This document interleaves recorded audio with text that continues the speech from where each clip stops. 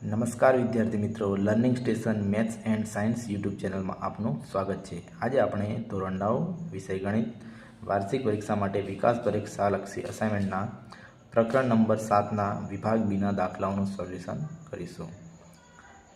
દાખલા નંબર 1, ત્રિકોણ એબીસીમાં ખૂણો એ બરાબર ખૂણો સી જો બીસી બરાબર 3 સેમી અને ત્રિકોણ એબીસીની પરિમિતિ 10 સેમી હોય તો એસી શોધો। મિત્રો, સૌપ્રથમ આપણે આકૃતિ બનાવીશું। આ ધારો કે કોઈ એક ત્રિકોણ છે, એનું આપણે નામ આપી દઈશું એ બી અને સી। આપણને અહીંયા કીધું ત્રિકોણ એબીસીમાં। હવે આમાં શું આપેલું છે? ખૂણો એ બરાબર ખૂણો સી, એટલે ખૂણો એ અને ખૂણો સી આ આપણને બંને સરખા આપેલા છે। હવે અહીંયા શું છે? બીસી બરાબર 3 સેમી અને આ બાજુનું માપ આપણને આપેલું છે 3 સેમી અને બીજું શું આપેલું છે? ત્રિકોણ એબીસીની પરિમિતિ 10 સેમી। આ ત્રિકોણની પરિમિતિ એટલે એની આ બધી જ બાજુનો સરવાળો, એ બી, બીસી અને એસી આ ત્રણેયનો સરવાળો એટલે પરિમિતિ કે એ આપણને 10 આપેલા છે। તો હવે અહીંયા આપણને ખૂણો એ અને ખૂણો સી આ બંને સરખા આપેલા છે, એટલે પ્રમેય 7.3માં એવું છે કે જ્યારે કોઈ પણ ત્રિકોણ હોય એના બે ખૂણા સરખા હોય તો એની સામેની બાજુઓ સરખી થાય। કોઈ પણ બે ખૂણા સરખા હોય, ધારો કે આ ખૂણો અને આ ખૂણો સરખો છે તો એની સામેની બાજુ એટલે બીસી અને સીની સામેની બાજુ એટલે બી, આ બંને કેવી થશે? સરખી થશે। તો અહીં ખૂણો એ બરાબર ખૂણો સી માટે ખૂણા એની સામેની બાજુ એટલે બીસી અને ખૂણા સીની સામેની બાજુ એટલે એ બી। આવું કેમ થયું? કારણ કે પ્રમેય 7.3 બે ખૂણા સરખા હોય તો તેની સામેની બાજુ સરખી થાય માટે હવે અહીં બીસી બરાબર 3 છે તો 3 બરાબર એ બી, એટલે એ બીનું માપ પણ કેટલું મળશે? 3 સેમી। તો આ માપ પણ કેટલું હશે? 3 સેમી। હવે પરિમિતિ બરાબર ત્રિકોણની પરિમિતિ શું થશે? ત્રિકોણ એબીસીની પરિમિતિ એટલે એની ત્રણેય બાજુનો સરવાળો, એ બી વત્તા બીસી વત્તા એસી। પરિમિતિ આપણને આપેલી છે 10 બરાબર એ બી પણ કેટલા છે? 3, બીસી બરાબર 3, એસી આપણે ગણવાના છે માટે 10 બરાબર 3 વત્તા 3 6 વત્તા એસી માટે હવે આ 10 6 પ્લસ છે, આ બાજુ આવશે તો માઇનસ બરાબર એસી માટે 4 બરાબર એસી, તો એસી બરાબર 4 સેમી। તો આપણો જવાબ છે।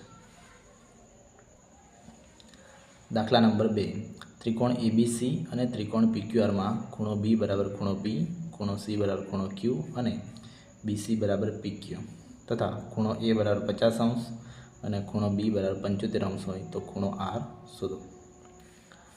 હવે આમાં આપણે બે ત્રિકોણ દોરીશું।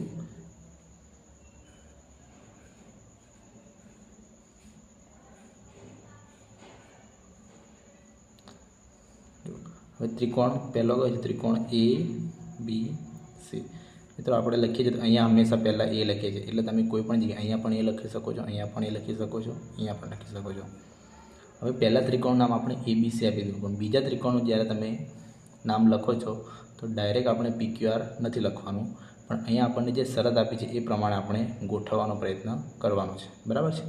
તો અહીં તમે જો ખૂણો બી બરાબર ખૂણો પી, તો અહીંયા ખૂણો બી નીચે છે તો અહીંયા ખૂણો પી આવું તમે લખી શકો છો। ખૂણો સી બરાબર ખૂણો ક્યુ, તો અહીંયા સી છે તો અહીંયા હું ક્યુ લખું છું અને અહીંયા આર, એટલે આ ત્રિકોણ છે અને પીક્યુઆર ત્રિકોણ એવું પણ કહેવાય, આર પીક્યુ એવું પણ કહી શકાય। હવે આની અંદર શું આપ્યું છે? ખૂણો બી બરાબર ખૂણો પી, એટલે આ ખૂણો અને આ ખૂણો બંને સરખા છે। ખૂણો સી બરાબર ખૂણો ક્યુ, એટલે આ ખૂણો અને આ ખૂણો બંને સરખા છે। બીજું શું આવે છે? બીસી બરાબર પીક્યુ, BC એટલે આ બાજુ અને PQ એટલે આ બાજુ. હવે ખૂણો A 50 આપેલો છે, આ ખૂણાનું માપ 50 આપેલું છે અને ખૂણો B 75 આપણને સુધી ખૂણો R કીધો છે, એટલે આ ખૂણો આપણે શોધવાનો છે. તો હવે અહીં આપણે B અને P સરખા આપ્યા છે, C અને Q પણ સરખા આપ્યા છે. તો આપણે ડાયરેક્ટ A અને R સરખા છે એવું ના કહી શકીએ, પણ આપણે ત્રિકોણ, આ બંને જો ત્રિકોણ એકરૂપ થઈ જાય તો એકરૂપતાના આધારે એની અનુરૂપ બાજુઓ પણ સરખી હોય, જેમ કે BC અને PQ તો આપણને આપી છે, એવી રીતે AB અને RP પણ સરખી થાય, AC અને RQ પણ સરખી થાય, એવી રીતે A અને ખૂણો R પણ સરખો થાય. એટલે અહીંયા આપણને Aનું માપ આપ્યું છે તો આપણે R પણ એના પરથી લખી શકીએ, પરંતુ આ બંને ત્રિકોણો પહેલાં એકરૂપ હોવા જોઈએ. તો અહીંયા આપણે જોઈ શકીએ છીએ આ બે ખૂણા, ખૂણો B અને ખૂણો P, ખૂણો C અને ખૂણો Q, તથા આ એક બાજુ છે BC અને PQ. એ આપણને એટલું વસ્તુ સરખી આપેલી છે. તો અહીં ખૂણો B અને ખૂણો P, આ ત્રિકોણમાં ખૂણો B, ખૂણો P, ખૂણો C બરાબર ખૂણો Q, અને બીજું શું આપેલું છે BC બરાબર PQ. તો આ ખૂણો છે, આ એક ખૂણો છે અને બાજુ. તો ત્રિકોણની ખૂબાખૂ શરત પરથી ત્રિકોણ ABC એકરૂપ ત્રિકોણ RPQ, આ બંને ત્રિકોણો એકરૂપ થશે. ખૂબાખૂ, ખૂણો, બાજુ અને ખૂણો, આ ત્રણ વસ્તુ બે ત્રિકોણની સરખી છે. તો માટે આના પરથી આપણે તમે એને સરખાવો તો A બરાબર શું થશે R. તો ખૂણો A બરાબર ખૂણો R. CPCT એટલે એકરૂપ ત્રિકોણ હોય તો એના અનુરૂપ અંગો પણ સરખા થશે. માટે ખૂણો A અહીંયા આપણને આપેલો છે 50° બરાબર ખૂણો R. તો ખૂણા Rનું માપ કેટલું મળશે 50°, જે આપણને શોધવાનું છે. દાખલા નંબર 3, ત્રિકોણ ABCમાં AB બરાબર AC છે. જો ખૂણો A બરાબર 50° હોય તો ખૂણો B અને ખૂણો C શોધો.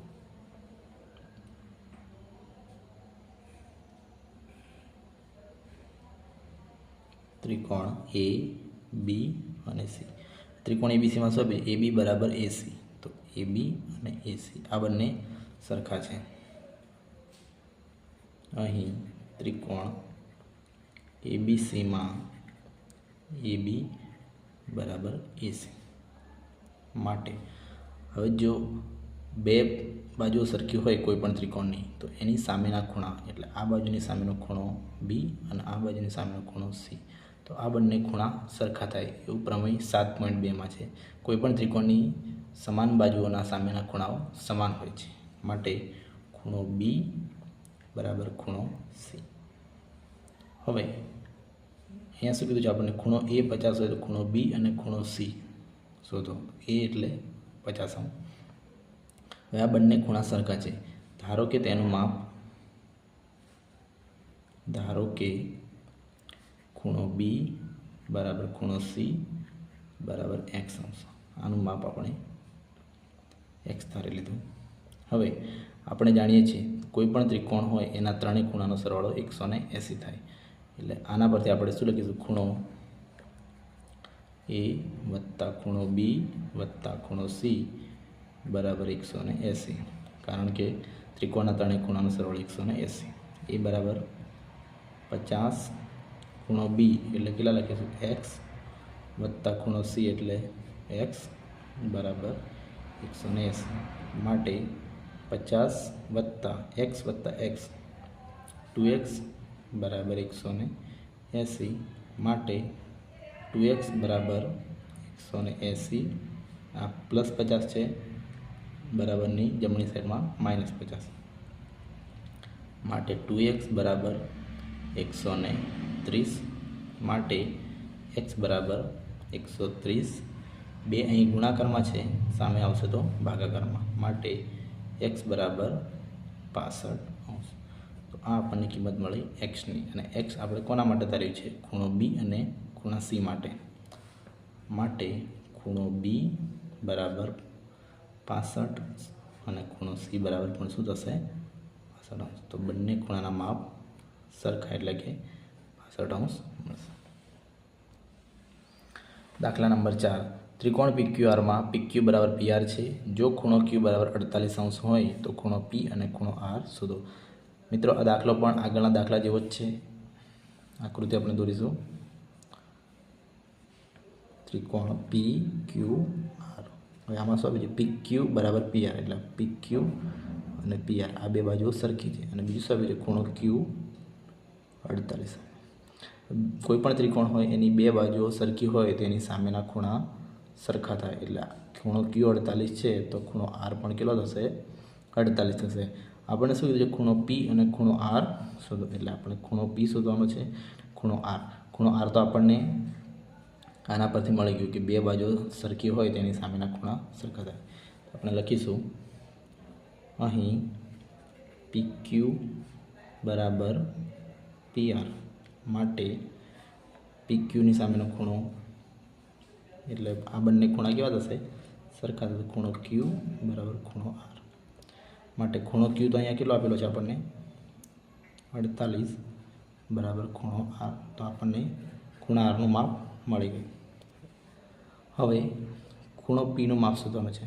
તો ફરીથી ત્રિકોણના ત્રણેય ખૂણાનો સરવાળો 180 થઈ. બંને ખૂણાના માપ આપણી જોડે છે. તો હવે આપણે ત્રીજા ખૂણાનું માપ મેળવી શકીશું. ખૂણો P વત્તા ખૂણો Q વત્તા ખૂણો R બરાબર 180.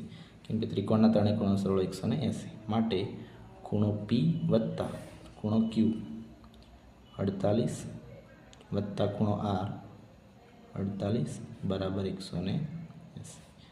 માટે ખૂણો P વત્તા 48 અને 48 કેટલા થશે? 96 બરાબર 180. માટે ખૂણો P બરાબર 180 માઇનસ 96, આ પ્લસના માઇનસ. માટે ખૂણો P બરાબર 180 માં કેટલા આવશે? 84°. તો ખૂણા Pનું માપ કેટલું આવશે? 84°. દાખલા નંબર 5. ત્રિકોણ ABC એકરૂપ ત્રિકોણ PQR. જો ખૂણો A બરાબર 50° અને ખૂણો B બરાબર 75° હોય તો ખૂણો R શોધો.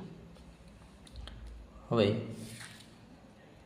અહીં ત્રિકોણ ABC અને ત્રિકોણ PQR બંને એકરૂપ આપેલા છે. એનો મતલબ કે ખૂણો A અને ખૂણો P સરખા થશે, ખૂણો B અને ખૂણો Q, ખૂણો C અને ખૂણો R.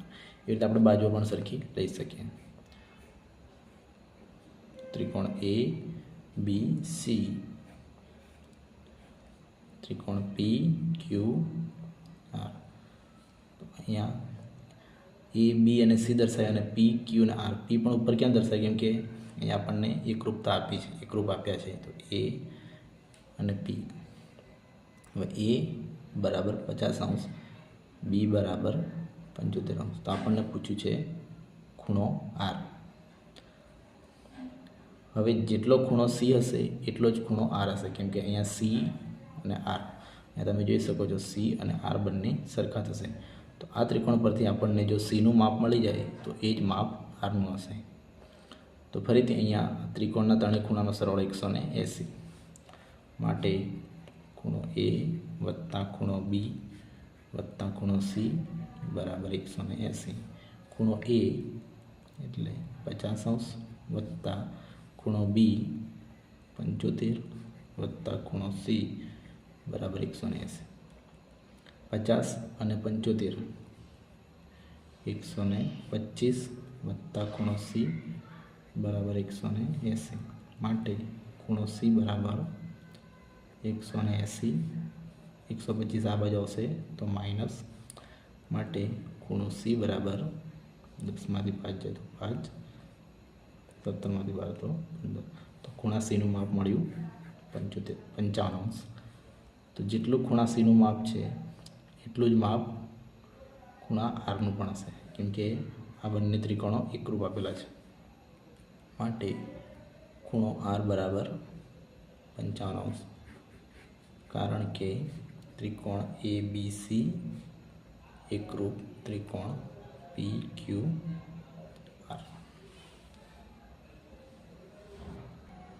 તો વિદ્યાર્થી મિત્રો, અહીંયા આપણું પ્રકરણ 7ના વિભાગ બીના દાખલાઓ પૂર્ણ થાય છે। જો વિડીયો ગમ્યો હોય તો વિડીયોને લાઇક કરો, શેર કરો અને તમે જો અમારી ચેનલ પર નવા હોય તો ચેનલને સબસ્ક્રાઈબ કરો, જેથી તમને અમારા નવા વિડીયો મળી રહે। Thank you.